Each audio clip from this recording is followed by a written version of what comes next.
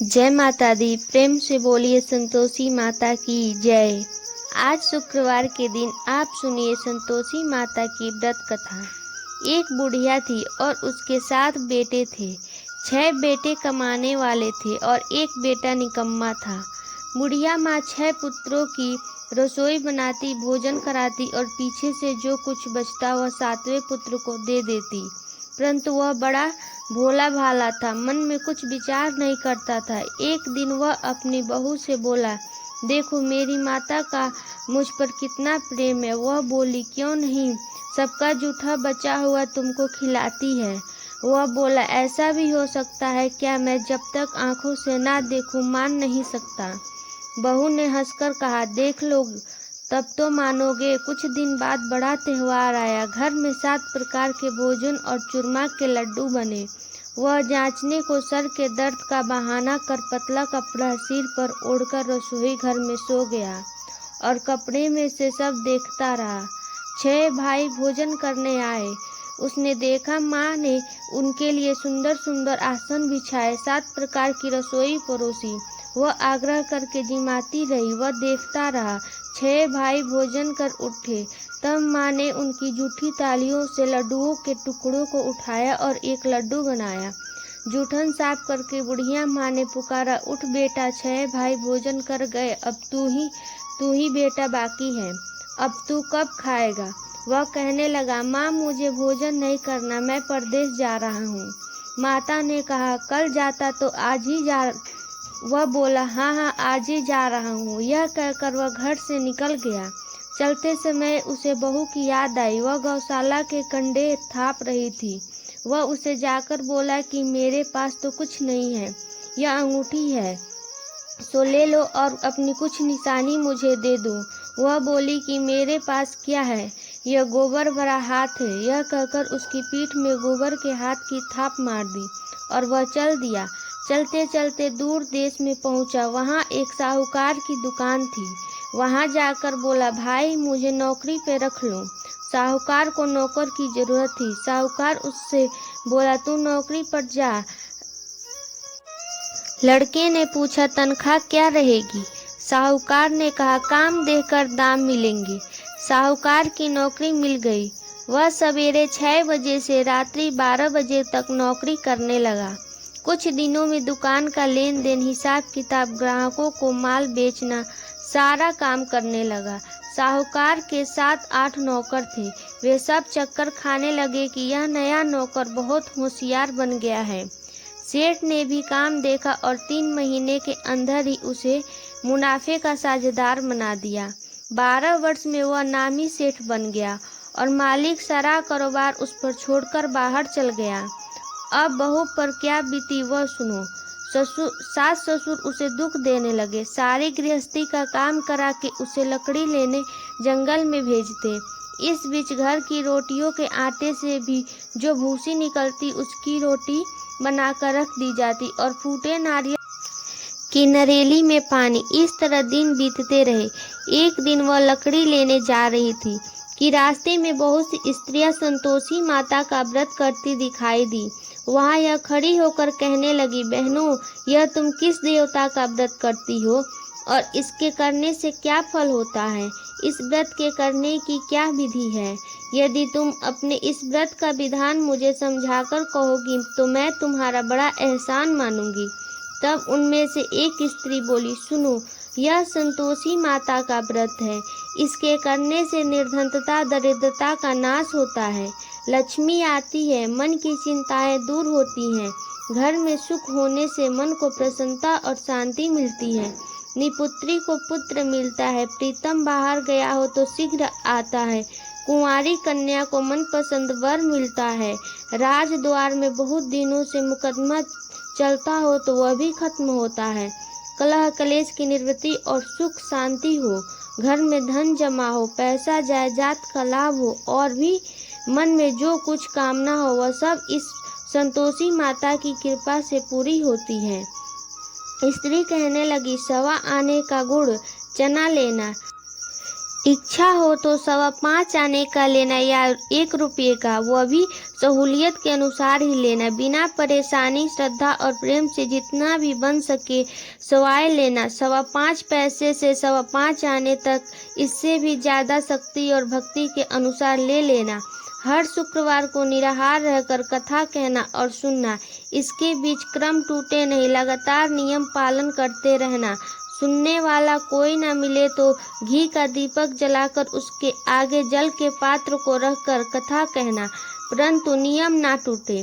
जब तक कार्य सिद्ध ना हो नियम पालन करना और कार्य सिद्ध हो जाने पर व्रत का उद्यापन करना।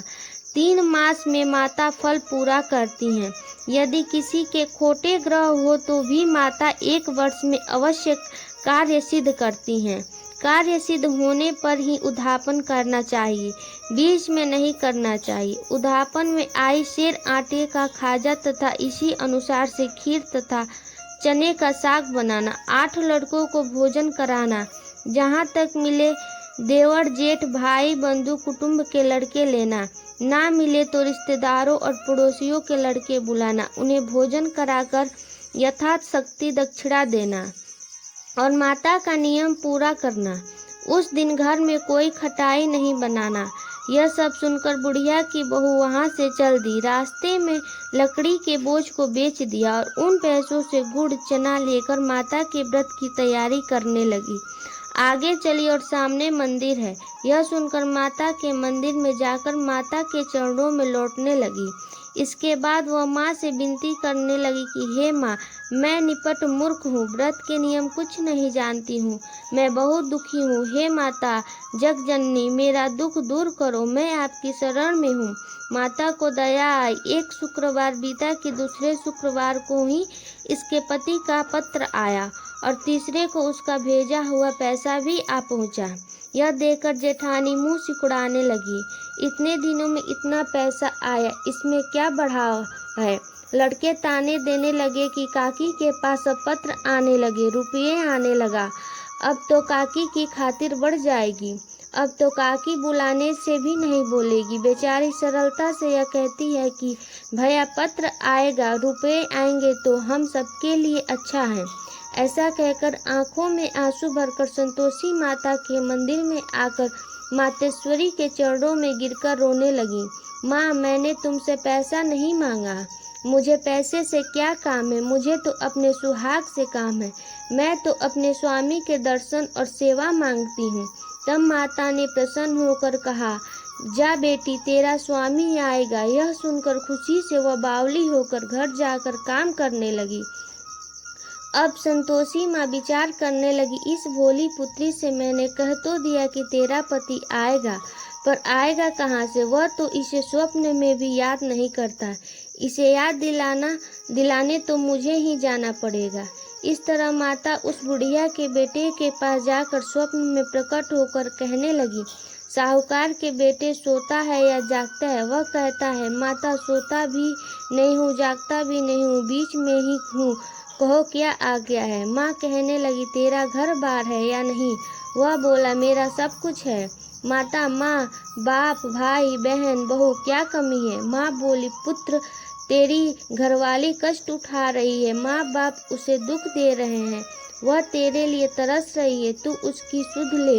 वह बोला, हाँ माता, यह तो मुझे मालूम है, परंतु जाऊँ कैसे, परदेश की बात है, लेन देन का कोई हिसाब नहीं, कोई का रास्ता नजर नहीं आता, कैसे चला जाऊं। माँ कहने लगी, मेरी बात मान, सवेरे नहा धोकर संतोषी माता का नाम लेकर घी का दीपक जलाकर दंडवत कर दुकान पर जा बैठना, देखते तेरा लेन देन चुक जाएगा। जब माल बिक जाएगा, साँझ होते होते धन का ढेर लग जाएगा।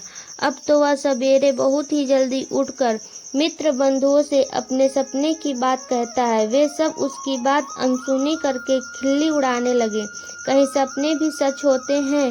एक बूढ़ा बोला, देख भाई, मेरी बात मान, इस तरह साच झूठ कहने के बदले देवता ने जैसा ही कहा है वैसा ही करना, तेरा क्या जाता है।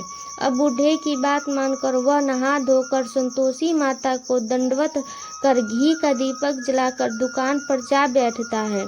थोड़ी देर में वह क्या देखता है कि देने वाले रुपया लाए, लेने वाले हिसाब लाए। कोठी में भरे सामानों के खरीदार नगद में सौदा करने लगे। शाम तक धन का ढेर लग गया। मन में माता का नाम लेकर प्रसन्न होकर घर जाने के वास्ते गहना कपड़ा सामान खरीदने लगा। यहाँ के काम से निपट घर को रवाना हुआ। उधर बहू बेचारी जंगल में लकड़ी लेने जाती है। लौटते वक्त माता जी के मंदिर पर विश्राम करती है। वह तो उसका रोज रुकने का स्थान ही था। दूर धूल उड़ती देखकर वह माता से पूछती है, हे माता, यह धूल कैसे उड़ रही है? माँ कहती है, हे पुत्री, तेरा पति आ रहा है। अब तू ऐसा कर, लकड़ियों के 3 बोझ बना ले। एक नदी के किनारे रख, दूसरा मेरे मंदिर पर और तीसरा अपने सिर पर रख। तेरे पति को लकड़ी का गट्ठा देकर मोह पैदा होगा। वह यहाँ रुकेगा, नाश्ता पानी बनाकर खाकर माँ से मिलने जाएगा। तू लकड़ी का बोझ उठाकर जाना और बीच चौक में गट्ठा लाकर 3 आवाजें जोर से लगाना। लो सासू जी, लकड़ियों का गट्ठा लाई हूँ। भूसी की रोटी दो, नारियल के खोपड़े में पानी दो। आज कौन मेहमान आया है? माँ की यह बात सुनकर वह बहुत अच्छा माताजी कहकर प्रसन्न मन होकर लकड़ियों के 3 गट्ठे ले आई। एक नदी के तट पर एक माता के मंदिर पर रखा। इतने में ही वह मुसाफिर आ पहुंचा। सूखी लकड़ी देखकर उसकी इच्छा हुई कि अब यहीं निवास करे और भोजन बनाकर खा पीकर गांव जाए। इस प्रकार भोजन बनाकर विश्राम लेकर गांव को गया। उसी समय बहू सिर पर लकड़ी का गट्ठा लिए आती है। उसने आंगन में डालकर जोर से 3 आवाज देती है, लो सासू जी, लकड़ी का गट्ठा लो, भूसी की रोटी दो, नारियल के खोपड़े में पानी दो। आज कौन आया है? यह सुनकर उनकी सास अपने दिए हुए कष्टों को भुलाने हेतु कहती है, बहू ऐसा क्यों कहती हो? तेरा मालिक ही तो आया है। बैठ, मीठा भात खाकर कपड़े गहने पहन। इतने में आवाज सुनकर उसका स्वामी बाहर आता है और अंगूठी देखकर व्याकुल हो जाता है। माँ से पूछता है, माँ यह कौन है? माँ कहती है, बेटा यह तेरी बहू है। आज 12 वर्ष हो गए जब से गया है, तब से सारे गांव में जानवर की तरह भटकती फिरती है। काम काज घर का कुछ करती नहीं, 4 समय आकर खा जाती है। अब तुझे देकर भूसी की रोटी और नारियल के खोपड़े में पानी मांगती है। वह लज्जित होकर बोला, ठीक है माँ, मैंने इसे भी देखा और तुम्हें भी। अब मुझे दूसरे घर की चाबी दो तो मैं उसमें रहूंगा। ठीक है बेटा, जैसी तेरी मर्जी। यह कहकर माँ ने चाबी का गुच्छा उसे दे दिया। उसने लेकर दूसरे कमरे को खोलकर सारा सामान जमाया और एक दिन में ही वहाँ राजा के महल जैसा ठाट बाट बन गया। अब क्या था, वह सुख भोगने लगी। इतने में अगला शुक्रवार आया। उसने अपने पति से कहा, मुझे माता का उद्धापन करना है। उसका पति बोला, बहुत अच्छा, कर लो अपनी खुशी से, यह भी कर लो। तुरंत ही वह उद्धापन की तैयारी करने लगी। जेठ के लड़के को भोजन के लिए कहने लगी। उसने मंजूर किया, परंतु पीछे जेठानी अपने बच्चों को सिखाती है, देखो भोजन के समय सब लोग खटाई मांगना, जिससे इसका उद्धापन पूरा ना हो। लड़के खाना खाने आए, खीर पेट भर कर खाई, परंतु बात याद आते ही कहने लगे, हमें कुछ खटाई खाने को दो, खीर खाना हमें भाता नहीं। यह देखकर अरुचि होती है। बहू कहने लगी, खटाई किसी को नहीं दी जाएगी, यह तो संतोषी माता का प्रसाद है। लड़के उठकर खड़े हुए और बोले, पैसे लाओ। बोली बहू, कुछ जानती नहीं थी सो उन्हें पैसे दे दिए। लड़के उसी समय उठकर इमली लेकर खाने लगे। यह देखकर बहू पर माता ने कोप किया। राजा के दूत उसके पति को पकड़ कर ले गए और जेठ जेठानी मनमाने खोटे वचन कहने लगे। लूट लूट कर धन इकट्ठा कर लाया, सो राजा के दूत उसे पकड़ ले गए।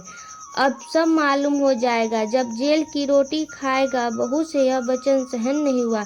रोती रोती माता के मंदिर में गई और बोली, हे माता, तुमने यह क्या किया? हंसाकर क्यों रुलाती हो? माता बोली, पुत्री, तूने उद्धापन करके मेरा व्रत भंग किया, इतनी जल्दी सब बातें भुला दी। वह कहने लगी, माता, भूली तो नहीं हूँ ना, कुछ अपराध किया है, मुझे तो लड़कों ने भूल में डाल दिया, मैंने भूल से उन्हें पैसे दे दिए, मुझे क्षमा करो। माँ बोली, ऐसा भी कहीं भूल होती है? बोली, माँ मुझे माफ कर दो। मैं फिर तुम्हारा उद्धापन करूंगी। माँ बोली, अब भूल मत करना। वह बोली, अब भूल नहीं होगी। माता, अब बताओ वे कैसे आएंगे? माँ बोली, जा पुत्री, तेरा मालिक तुझे रास्ते में ही आता मिलेगा। वह निकली, रास्ते में पति आता मिला तो उसने पूछा, तुम कहाँ गए थे? वह कहने लगा, इतना धन जो कमाया है उसका टैक्स राजा ने मांगा था, वह भरने गया था। वह प्रसन्न होकर बोली, अच्छा हुआ, अब घर चलो। कुछ दिन बाद फिर शुक्रवार आया तो वह बोली, मुझे माता का उद्धापन करना है। पति ने कहा, कर लो। वह फिर जेठ के लड़कों से भोजन को कहने लगी तो जेठानी ने एकत बातें सुनाई और लड़के सिखा दिए कि तुम पहले ही खटाई मांग लेना। लड़के कहने लगे कि हमें खीर खाना नहीं भाता, कुछ खटाई खाने को दो। तो बहू बोली, खटाई खाने को नहीं मिलेगी, खाना हो तो खाओ। यह कहकर ब्राह्मणों के लड़के लाकर भोजन कराने लगी।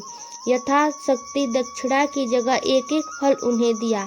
इससे संतोषी माता प्रसन्न हुई। माता की कृपा होते ही 9वें मास उसको चंद्रमा के समान सुंदर पुत्र प्राप्त हुआ।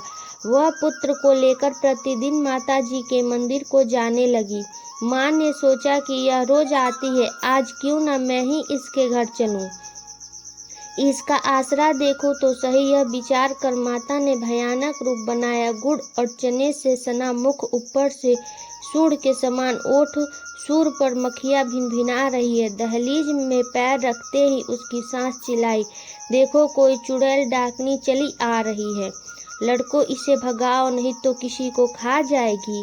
लड़के डरने लगे, चिल्लाकर खिड़की बंद करने लगे। बहू रोशन दावने से देख रही थी, प्रसन्नता से पगली होकर चिल्लाने लगी कि आज मेरी माता मेरे घर आई है।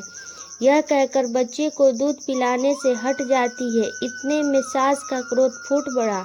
वह बोली कि इसे देखकर कैसे उतावली हुई, जो बच्चे को पटक दिया। इतने में माँ के प्रताप से जहाँ देखा वहाँ लड़की ही लड़के नजर आने लगे। बहू बोली, माँ जी, मैं जिनका व्रत करती हूँ यह वह संतोषी माता है। इतना कहकर झट से सारे घर के किवाड़ खोल दिए और सबने माता के चरण पकड़ लिए और विनती कर कहने लगे, हे माता, हम मूर्ख हैं, अज्ञानी हैं, तुम्हारे व्रत की विधि हम नहीं जानते हैं।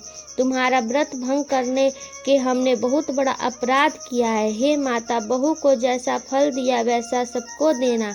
जो भी यह कथा पढ़ेगा या सुनेगा उसके सभी मनोरथ पूर्ण होंगे। प्रेम से बोलिए संतोषी माता की जय। आइए अब सुनते हैं संतोषी माता की आरती। जय संतोषी माता मैया, जय संतोषी माता। सुंदर चीर सुनहरी मारड़ की हो हीरा, पनादम की तन सिंगार हो। जय जय संतोषी माता मैया, जय संतोषी माता।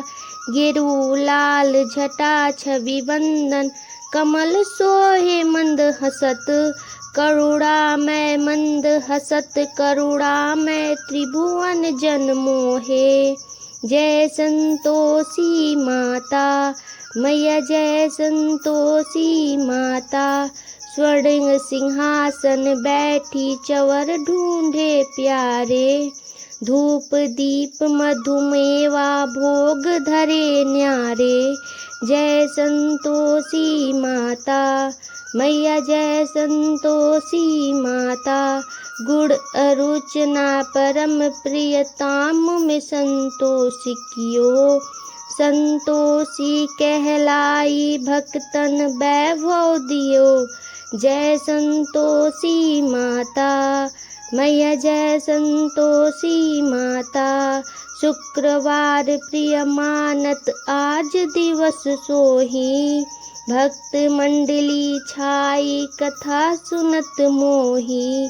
जय संतोषी माता मैया, जय संतोषी माता। मंदिर जगमग ज्योति मंगल ध्वनि छाई, विनय करे हम बालक चरणन सिर नाई। जय संतोषी माता मैया, जय संतोषी माता। भक्ति भाव में पूजा अंगीकृत कीजिए, जो मन बसे हमारी इच्छा फल दीजिए। जय संतोषी माता मैया, जय संतोषी माता। दुखी दरिद्री रोग संकट मुक्त किए बहु, धन धान्य भरे घर सुख सौभाग्य दिए। जय संतोषी माता, जय संतोषी माता। ध्यान धरियो जिस जननी मन वंचित फल पायो। पूजा कथा श्रवण कर घर आनंद आयो। जय संतोषी माता मैया, जय संतोषी माता। शरण गहे की लज्जा राखियो जगदम्बे, संकट तू ही निवारे दाई माई अम्बे। जय संतोषी माता, जय संतोषी माता। संतोषी माँ की आरती जो कोई नर गावे, रिद्धि सिद्धि सुख संपत्ति जी भर के पावे। जय संतोषी माता मैया, जय संतोषी माता, जय संतोषी माता। प्रेम से बोलिए संतोषी माता की जय। आपको आज की कथा पसंद आए तो वीडियो को लाइक करके चैनल को जरूर सब्सक्राइब करिएगा और कमेंट में संतोषी माता की जय भी जरूर लिखिएगा। इसी के साथ आज आप हमारे चैनल पर चैत्र नवरात्रि की कथा जरूर सुनिएगा। प्रेम से बोलिए संतोषी माता की जय।